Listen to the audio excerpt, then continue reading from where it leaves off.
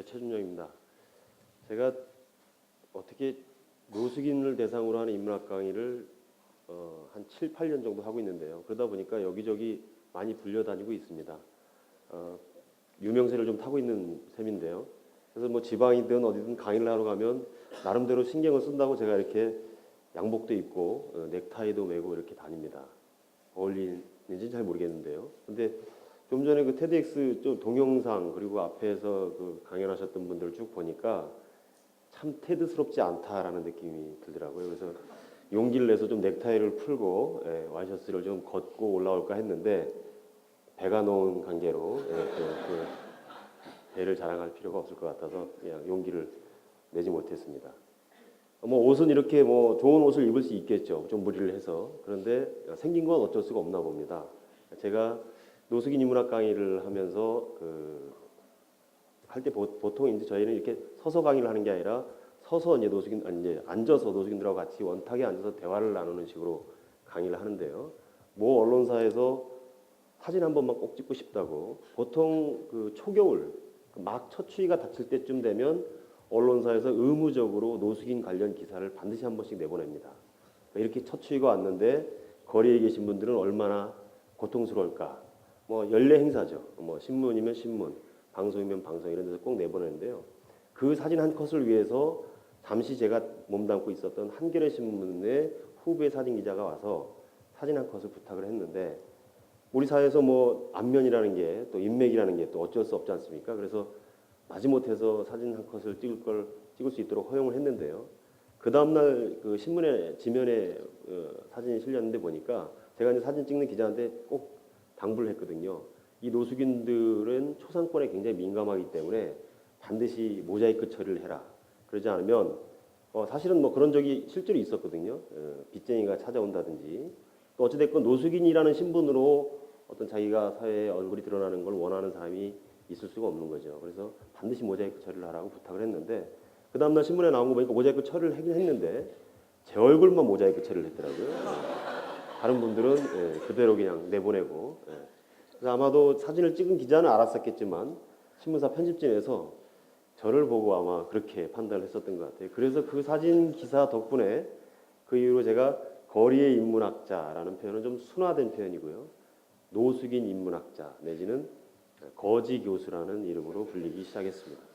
그래서 그걸 좀 희석시켜 보려고 넥타이까지 메고 왔는데 보니까 테드스럽진 않다 이런 생각이 들어서 조금 좀 후회를 했습니다.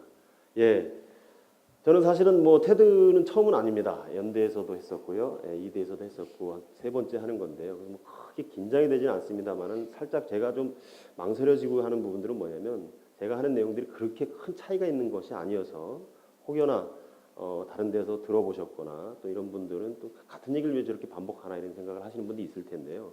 제가 이런 데 나오는 의미는 이렇습니다.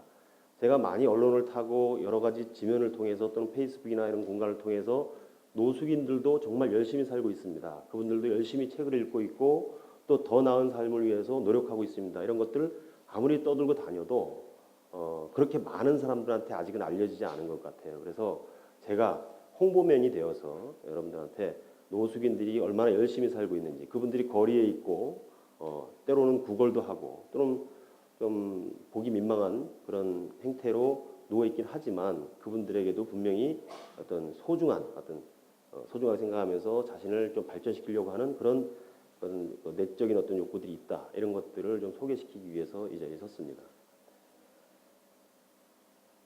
예, 저 자신에 대한 얘기를 생김새를 갖고만 얘기를 했는데요. 뭐 이력까지 간단하게 덧붙여서 말씀을 좀 드리면 저는 저 자신이 그 야학 학생 출신입니다. 예, 여러분들 고등학교 다닐 연령대 저는 이제 낮에는 일을 했고요. 공장에서 일을 했고 저녁 때 이제 대학생들이 가르치는 야학에서 검정고시 공부를 했습니다. 그래서 검정고시를 보고 무사히 대학을 들어갔고요. 예. 들어가서는 당연히 이제 야학 학생 출신이니까 야학 교사 생활을 했어야 됐겠죠. 그래서 낮에는 뭐 제가 80년대 중반기 학번이니까 그때는 뭐 굉장히 혼란스러운 시대였거든요. 그래서 수업보다는 운동장에 있는 시간이 더 많았고 운동장 혹은 교문 쪽으로 향하는 일들이 많이 있었고 또 그리고 저녁 때는 야학으로 달려갔던 이유는 차비가 없었기 때문에 뛰어다녔습니다. 그때 당시에. 예. 그래서 야학에 가서 수업을 하고 그렇게 다녔던 그런 경험을 가지고 있습니다. 그리고 그때 그 참 안타까운 사연들을 굉장히 많이 접했어요. 우리가 70년대, 80년대 저희 누님 세대들이죠. 정말 똑똑하고 공부도 잘하고 그런 분들인데 집안 형편 때문에 뭐 여러 가지 이유로 공부를 하고 싶어도 하지 못했던 분들이 굉장히 많거든요. 그분들 야학에서 만나면서 어렴풋이 제가 그런 꿈을 꿨었던 것 같아요. 나중에 제가 혹여나 돈을 좀 벌게 된다면 저렇게 공부를 하고 싶었지만 공부를 하지 못했던 사람들만을 모아놓고 21세기형 야학을 한번 만들어봐야 되겠다. 뭐 이런 꿈을 꿨던 적이 있습니다. 그 꿈이 그렇게 강렬하진 않았던 것 같아요. 그래서 어쨌든 대학을 마치고 나와서는 사실은 그 꿈을 잊고 살았었는데 우연히도 어떻게 보면 운명적으로 저한테 어떤 성공의 신부님께서 노숙인 쉼터를 맡아서 운영하게 되는데 우리가 노숙인들한테 빵이나 잠자리만이 아니라 좀 정신적인 힘을 길러주기 위해서 인문학 강의를 할 필요가 있지 않겠느냐 이런 제안을 저한테 하셨어요. 그래서 저는 뭐 다른 사람과 달리 제가 야학 학생 그리고 교사 출신이고 또 좀 전에 여기 써놨던 그 파울로 프레이리의 어떤 민중교육 철학 이런 것들 그다음에 그 소크라테스의 교육 철학 그 교육이라고 하는 것은 많이 아는 사람이 적게 아는 사람한테 일방적으로 가르치는 것이 아니라 먼저 아는 사람이 아직 모르는 사람한테 일방적으로 주입시키는 것이 아니라 교사와 학생이 함께 머리를 맞대고 공부하는 것 그것이 진정한 교육이다. 이 소크라테스의 교육 철학을 20세기에 와서 민중교육으로 풀어낸 사람이 파울로 프레이리라는 분인데요. 이분의 페다고지라는 책을 읽고 세미나를 했던 경험들을 가지고 그렇다면 뭐 나도 한때 어떤 뭐 민중교육이라는 용어는 변했겠지만 어찌됐든 그런 분들을 대상으로 하는 교육의 꿈을 갖고 있었기 때문에 비록 학위도 없고 대학이라는 이름이 붙은 곳에서 강의할 만한 스펙은 안 되지만 열정만 가지고 한번 해보겠습니다. 해서 제가 참여를 했었습니다. 영광스럽게도 제가 2005년도 9월 달에 설립이 된 성프란시스 대학, 우리나라 최초의 노숙인을 위한 인문학과정의 첫 강의를 제가 했습니다. 그리고 그 뒤로 한 학기도 쉬지 않고 강의를 한 유일한 교수입니다. 왜 한 학기도 쉬지 않고 했느냐? 대부분의 교수님들은 한 학기 정도를 하면 이제 됐다 싶었는지 대부분 본래 학교로 돌아가십니다. 왜냐하면 바쁘시거든요. 바쁘셔서 참석은 강의는 계속 못하시는 대신에 가끔 신문 지면을 통해서 내가 노숙인들을 위해서 이런 강의를 했다.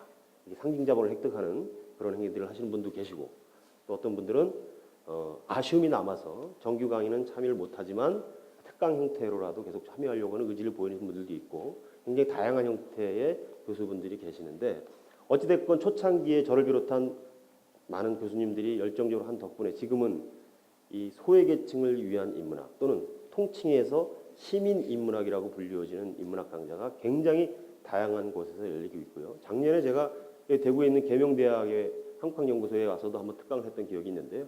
대구 지역에서도 저소득층을 대상으로 하는 인문학 강의 그리고 또 교도소 수용인들을 위한 인문학 강의 그리고 자활지원센터에서 하는 인문학 강의 주부들을 위한 인문학 강의 등 다양한 형태의 인문학 강의가 지금 현재 벌어지고 있는 것으로 알고 있습니다.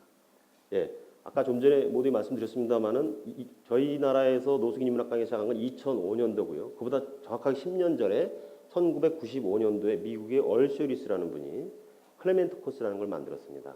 뉴욕 인근에 있는 홈리스들을 모아놓고 소크라테스, 플라톤, 아리스토텔레스의 철학을 가르치면서 이분들이 배움의 기회를 갖지 못했던 분들이 서로를 존중하는 법을 배우고 또 생각하는 법을 배우고 그래서 교육의 어떤 의미를 받아들이면서 이후로 계속적으로 공부를 해서 흔히 말하는 우리 사회에서 얘기하는 사회적 성취를 하신 분들이 나타나면서 언론의 주목을 받기 시작했고 그걸 모형으로 해서 저희가 벤치마킹을 해서 꼭 10년 후에 2005년도에 우리나라에서 노숙인을 위한 인문학 강의가 시작됐던 겁니다. 그 이후로 지금까지 굉장히 다양한 형태로 분화되고 발전해서 정말 전국적으로 한 100여 군데 이상의 장소에서 이런 시민인문학이라는 이름으로 강의가 벌어지고 있습니다. 인문학이라는 말이 뭐 우리나라에서 본격적으로 회자되기 시작한 게 어느덧 한 10년 가까이 되는 것 같아요. 지금은 뭐 사실은 뭐 인문학 열풍이다, 인문학 유행이다 이런 말들이 아주 자연스럽게 받아들여지는 그런 세상이 됐는데요. 여러 가지 인문학 형태들이 있습니다. 지금 여러분들이 인문학 특강을 한번 듣고 싶다 내지는 나도 좀 인문학에 새롭게 관심을 갖고 싶다 이런 분들이 계실 텐데 어떻게 해야 될지를 몰라서 망설이시는 분들이 좀 있는 것 같아요. 그래서 그 부분에 대해서 간단하게만 제가 좀 소개를 드리고 넘어갈까 하는데 그 전에 우리 사회에서 우리 사회뿐만 아니라 사실 역사적으로 보면 세상의 모든 변화는 항상 그 사회의 주류들이 혹은 메인스트림들이 변화를 이끌어 왔습니다. 그죠? 가진 자들 또는 뭐 돈을 가졌던 권력을 가졌던 어떤 신분이 높던 어떤 뭔가 주류의 역할들이 항상 세상을 변화시켰다라는 게 지론처럼 믿어지던 그런 우리가 역사적 경험들을 갖고 있는데요. 유독 이 한국 사회에서 불어닥치고 있는 인문학 열풍만큼은 노숙인들로부터 출발했다는 거. 아무도 관심을 갖지 않았던 인문학. 대학에서조차도 모 대학에서는 뭐 대기업에서 인수하고 나서 실제로 그 1, 2학년 교양 필수 과목에서도 인문학을 빼고 회계학을 뭐 전공 필수로 넣는다든지 뭐 두산대학인가요? 그런데 중앙대죠 참. 하여튼 뭐 이런 대학들도 나타나고 또 인문학 학과는 통폐합을 시켜버리고 이름도 생소한 이런 이름을 만들어서 본연의 어떤 인문학 어떤 학과의 그 취지를 무색하게 만들어버리고 이런 경우들이 굉장히 많았는데 7년 전, 8년 전에 시작했던 노숙인 인문학을 통해서 인문학에 정말 무언가 있는가 보다. 뭔가 어떤 큰 힘이 있기 때문에 저렇게 길거리에 쓰러져 있던 분들이 인문학 과정을 마치고 1년 만에 당당하게 일어서서 자활의 길을 걷고 있는 것을 보면 분명히 인문학에 새로운 자본주의와 융화할 수 있는 가치가 있는가 보다. 이렇게 좀 사람들의 관심을 좀 증폭시키는 계기가 됐죠. 그 이후로 다양한 형태의 인문학 강좌들이 지금 현재 도처에서 벌어지고 있습니다. 아카데미 인문학이라 그랬는데 기억이 들어갔네요. 하여튼 뭐 아카데미 인문학이니까 인문학을 학문적으로 접근하는 것이죠. 보통 인문학 강의 한다 그러면 보통 고전 읽기부터 시작하죠. 동서양의 고전을 좀 도전해봐야 되겠다 이렇게 시작하는 분들이 많은데 실패가 할 확률이 굉장히 높죠. 살다 보면 우선순위에서 밀려요. 그죠? 시간이 많이 들어가야 되고 고민을 해야 되기 때문에 그런 것들을 가지고 섣불리 접근하면은 좀 실패할 확률이 높다. 두 번째로 이제 좀 타협할 수 있는 게 뭐냐면 강좌 인문학 이런 거죠. 인문학 특강이라든가 인문학 강좌를 찾아다닌다든지 명망가 우리나라에서 이미 어떤 강의 잘하고 인문학계에서 뭐 상당히 어떤 학문적 성취를 이룬 분들의 강의를 찾아다니면서 듣는 것 이런 것도 뭐 인문학의 어떤 진입로로 가는 방법이라고 할 수 있습니다. 그런데 문제는 명망가 중심으로 쫓아다니지 마십시오. 명망가 중심으로 쫓아다니기보다는 프로그램 중심으로 쫓아다니는 어떤 텍스트를 어떤 식으로 풀어내는지를 면밀하게 살펴보시고 가셔야 지속적으로 일정 기간 동안 소기의 성과를 이룰 수 있을 거라는 생각이 듭니다. 대부분의 경우가 지명도라든가 그 강의하는 분들의 지명도라든가 프로그램의 그 맥락은 보지 않고 제목만 보고 들어갔다가 한 2, 3주 다니다가 그만두는 분들이 굉장히 많거든요. 그런 것들을 좀 주의했으면 좋겠고요. 예? 예. 예. 긴장을 좀 풀어주려고 좀 그러신 것 같은데. 세 번째 관계로서의 인문학이라는 얘기를 이제 이거는 사실 굉장히 좀 시간을 가지고 그 설명을 좀 드려야 될 수 있는 건데 좀 시간 관계에서 간단하게 줄이면 제가 하고 있는 노숙인을 위한 인문학 강좌가 소위 말해서 관계로서의 인문학이라고 볼 수 있습니다. 우리가 보통 노숙인을 정의하기를 우리 사회에서 돈이 없는 사람, 가족이 해체된 사람, 집이 없는 사람, 잠자리가 없는 사람 보통 이렇게 통칭하지 않습니까? 근데 저는 인문학 강의를 하면서 이분들하고 생활을 하다 보니까요. 같이 잠도 자보고 술도 마셔보고 밥도 같이 먹어 해보니까 이분들은 집이 없고 잠자리가 없고 뭐 먹을 게 없는 거는 기본이고 가장 중요한 사람이 없는 사람들이었어요. 아무리 위급한 상황이 생겨도 아무리 고독하고 외로워도 옆에 사람이 없는 거죠.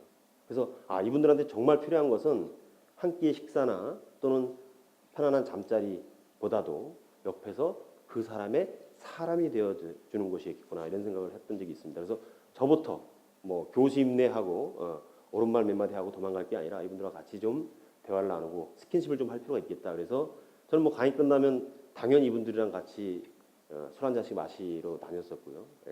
치킨 같은 거 시켜놓고 잠시 한눈 팔면 금세 없어집니다. 그래서 이분들하고는 샌드위치집에 가면 치킨을 시키면 반드시 하나를 확보해 놓고 그 다음에 전화통화 같은 걸 해야 된다는 삶의 지혜도 터득했고요. 뭐 이랬던 관계를 맺어나가면서 관계 맺기를 통해서 이분들과 소통의 장을 만들고 또 소통을 통해서 삶의 의미를 서로가 서로에게 환기시키고 그야말로 아까 말씀드렸던 소크라테스 교육 철학처럼 누가 누구에게 일방적으로 가르치는 것이 아니라 서로가 서로에게 이웃이 되고 사람이 되어주는 것이죠. 그게 소위 말하는 관계로서의 인문학이고 신영복 선생님이 강이라는 책의 서문에서 썼던 관계론, 이제 존재론의 시대에서 관계론의 시대로 패러다임을 전환해야 된다라는 어떤 그 얘기의 화두였던 겁니다. 예, 제가 한 3년 정도 노숙인 인문학을 하면서 이분들하고 스킨십을 하다 보니까 뭐 여러 가지 뭐 친소 관계도 형성됐을 거고 대인 관계 형성됐는데 가면 세월이 지나면 지날수록 제일 안타까웠던 게 뭐였냐면 이분들이 인문학을 통해서 자활의 의지는 갖게 됐는데 사실은 어디 가서 일할 곳이 아무데도 없습니다. 우리가 길거리에 또 전철역에 쓰러진 노숙인을 보고 사실 손가락질 많이 하죠. 사지 멀쩡한 사람들이 일 안 한다고. 손가락질만 할 줄 알았지 한 번 더 생각해 본 적은 없을 거예요. 대부분에서. 그분들이 일할 때가 있을까요? 우리 사회에? 3D 업종 외국인 노동자들이 다 차지하고 있죠. 신용불량에 건강 안 좋죠. 주민등록 말소된 분들 대부분이죠. 이런 분들이 어디 가서 일할 데가 없죠. 그래서 이분들한테 인문학을 통해서 정신적인 힘을 길러주는 것도 중요하지만 일자리를 만들어줄 필요가 있겠다. 현실적으로. 그래서 제가 좀 과감하게 좀 시도를 해본 게 마침 이제 외국 언론을 통해서 빅이슈라는 잡지를 제가 알게 됐어요. 그래서 2008년도에 영국으로 갔습니다. 1991년도에 더 바디샵의 설립자인 남편이 우연히 미국 여행을 갔다가 뉴욕에 있는 홈리스들이 지나가는 차 앞에 유리를 닦아준다든지 또는 뭐 뭔가를 들고 팔고 있는 모습을 본 거예요. 그래서 거기서 착안을 해서 영국으로 돌아가서 잡지를 만들었는데 그 잡지의 제호가 빅이슈고 이 잡지는 독특하게도 총판이나 가판대 이런 데 넘기는 게 아니라 노숙인들에게만 판매권을 주는 겁니다. 영국 돈으로 1.5판도 정도 하는 건데 우리나라 돈 한 3,000원 정도 하는 건데 노숙인이 가서 한 불 팔면 그럼 1,600원은 본인이 갖고 그다음에 1,400원은 1,400원을 잡지사에다 본사에다 이제 입금을 시키는 거죠. 그러니까 한 불을 팔면 1,600원을 버는 건데요. 제가 이제 영국의 코벤트 가든이나 기타 등등 전철역을 쫓아다니면서 노숙인 그 이슈 판매원들이 어느 정도 판매를 하는지를 좀 찾아봤더니 평균적으로 보니까 런던 시내에서 한 하루에 2-30부 정도를 팔더라고요. 20부 팔면 10부 팔면 16,000원, 20부면 얼마죠? 계산이 32,000원, 30부면 48,000원인가요? 뭐 큰 돈은 아닙니다만 최소한 하루 정도 먹고 잠자리를 획득할 수 있는 정도의 벌이는 되는 거죠. 더 나아가서는 좀 더 아껴 쓰면 저축까지 해서 자기의 주거 공간을 만드는 분들도 있고 너무너무 부럽기도 했고 그래서 그걸 제가 영국에 가서 한 7박 8일 동안 배웠습니다. 쫓아다니면서. 그리고 한국에 와서 소개를 하고 많은 사람들을 쫓아다니면서 한국에 빅이슈가 필요하다. 빅이슈 코리아를 창간해야 된다. 이런 그 선전을 하고 다니는데 대부분 접촉했던 분들 사실 대부분 정치인들도 많이 접촉을 했고요. 뭐 언론사도 가보고 웬만한 오피니언 리더들은 대부분 다 찾아다녀보고 언론에도 많이 제가 노출을 해봤는데 대부분 반응들이 좋은 일인 것 같습니다. 그런데 만들고 나면 그 다음에 도와주겠습니다. 이런 반응이더라고요. 근데 참 야속하더라고요. 그런 말이. 저는 시드머니가 필요하고 당장 같이 할 사람이 필요한 건데 만들고 나면 나중에 도와주겠다는 반응들이 있어서 도저히 안 되겠다 싶어서 제가 모 언론에다가 기고를 했습니다. 빈곤을 인식하는 우리 사회의 인식이 너무 빈곤하다. 빈곤에 대한 우리 사회의 인식이 너무 빈곤하다. 빈곤은 현재 빈곤한 그들만의 문제가 아니라 그죠? 우리도 언젠가는 언제 어느 순간 빈곤한 사람이 될지 모르는 거거든요. 자본주의 사회가 이미 예측 불가능해졌고 롤러코스터를 탔지 않습니까? 예. 언제 불황이 닥칠지 황이 올지 모르는 시대에 살고 있기 때문에 누구나 원치 않는 장애를 가질 수도 있는 거고 누구나 원치 않는 가난을 또 가난한 상황에 빠질 수도 있는 거기 때문에 빈곤은 현재 빈곤한 그들만의 문제가 아니라 우리 모두의 문제다. 이렇게 인식해야만 된다. 그리고 빅이슈라는 잡지는 많은 사람이 다양하게 주체적으로 참여하고 아무도 손해보는 사람이 없는 그런 매체다. 왜냐하면 노숙인은 거리에서 팔고요. 저는 이제 교도소에서 강의를 하면서 교도소에 인쇄시설이 있습니다. 교도소 수용인들이 인쇄를 하고 그걸 들고 노숙인이 팔고 대학생들이 지나가다가 판매원들을 도와주고 같이 들고서 흔들어주고 빅이슈라고 흔들어주고 또 글 쓰는 사람들은 글을 기고해주고 무료로 또 연예인들은 표지 모델이 돼주고 또 사진 찍는 분들은 사진을 찍어서 재능 기부를 하고 실제로 영국에서 그렇게 하거든요. 자니 데뷔 표지로 나오면 거의 뭐 빅이슈가 그 주에는 동의는 안 됩니다. 이렇게 이제 어떤 특정 배우가 이렇게 봉사를 하는 거죠. 잡지를 통해서. 이런 컨셉이기 때문에 좀 만들어주면 좋겠다. 3년 동안을 쫓아다녔는데 결과는 저는 신용불량자가 됐고요. 기회비용을 3년 동안 상실해서 돈벌이를 안 하고 그것만 했기 때문에 대신 어떤 노숙인 그 쉼터를 운영하는 어떤 단체에서 저 다시 맡아서 2년 전에 상관이 됐습니다. 그래서 지금 현재 서울을 비롯한 여러 곳에서 이제 전철역 이런 데서 비기슈 판매원들이 지금 열심히 빅판이라는 이름으로 거리에서 비기슈를 외치고 있습니다. 시간이 다 됐다고 하는데 간단하게만 하나만 더 말씀을 드리고 싶습니다. 죄송합니다. 저한테 제가 약속을 지키는 사람인데 노숙인 인문학을 하면서 굉장히 다양한 에피소드들, 굉장히 가슴 뭉클한 사연들을 굉장히 많이 접했습니다. 여러분들한테 시간이 많다면 많이 들려드리고 싶으면 하나만 들려드리자면 어떤 분이 그 인문학 과정을 마치고 나서 트럭 운전사가 됐는데요. 이 트럭 운전사가 돼서 이분이 저한테 술 한잔 사겠다고 찾아왔어요. 근데 어떻게 트럭 운전사가 됐습니까? 했더니 이분이 어떤 사람이 트럭 운전사 조수를 뽑는다 해서 무적증 찾아갔대요. 운전면허도 없는 상태에서. 그 차주가 눈빛을 보니까 살려고 하는 의지가 있어서 좀 한번 해봐라 했는데 저는 사실은 운전면허증이 없습니다. 이렇게 고백을 한 거예요. 그래서 어이가 없는 거죠. 운전기사를 뽑는데 운전면허 없는 사람이 와서 하고 싶다라고 얘기하니까 좀 황당한 경우죠. 근데 차주가 굉장히 오픈마인드가 돼 있는 분이었어요. 그래서 눈빛이 살아있으니까 한번 해봐라 해서 운전면허를 딸 수 있는 기회를 주고 몇 개월 동안의 조수 생활을 거쳐서 드디어 1년여 만에 직접 트럭을 몰고 의정부에서 울산까지 하루에 20몇 시간을 왕복 운전하는 그런 트럭 운전사가 됐는데 이분이 저한테 찾아와서 그 얘기를 하더라고요. 제가 어떻게 그런 용기가 났습니까? 운전면허도 없는 분이 운전을 하겠다는 그런 용기를 낸 것이 정말 너무 대단합니다. 그랬더니 저한테 거꾸로 하는 얘기가 당신이 수업 시간에 빅터 프랭클의 죽음의 수용소에서라는 책에 나오는 니체의 말을 인용해 줬잖아. 삶의 의미를 알면 어떠한 고통도 이길 수 있다.